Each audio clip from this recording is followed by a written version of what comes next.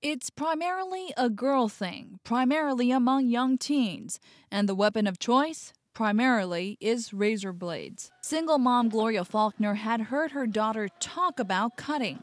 She never thought 14-year-old Elena would actually go through with it. This was probably hundreds of them between her torso and her arm. There was just a lot of stuff going on, so it was like a lot of mixed emotions, and so when I cut, it just like, I guess it kind of like slowed them all down, and it was just, I just felt the pain, so it was just one emotion that I could take in at a time.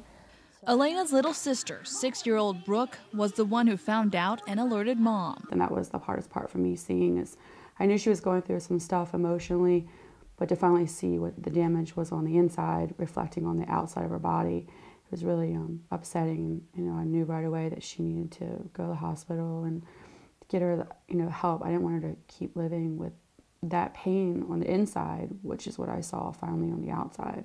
Elena says she got the idea from her classmates, some who would blog about the experience, detailing how cutting made them feel.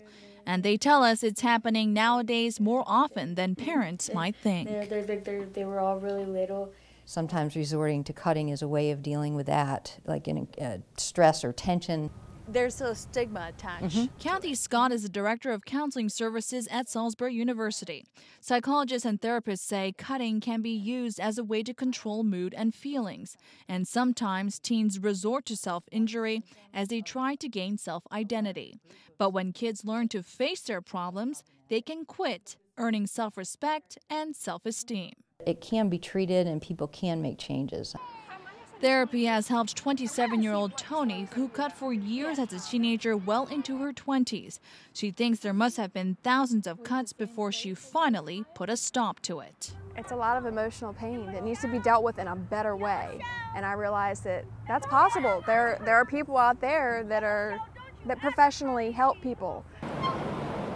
While Tony's 3-year-old daughter is not yet able to fully comprehend the mood swings her mom went through, Tony hopes her daughter won't have to go through the same emotions and motions in the future.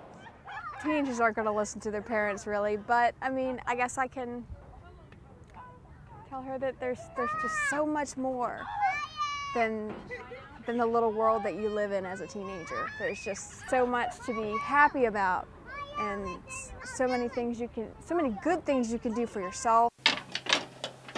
The razors Elena used to hurt herself are now hidden by Mom Gloria. And with continued therapy, Elena's starting to look back and move forward. Have you promised your mom you're never going to do it again? Yeah, because I don't want to go back to that hospital. And have you thought about it, though? Yeah, it's really hard to not think about it. And it's sad to see your child be in that much pain and that they actually reflect to hurting themselves. Co-M, WBOC News.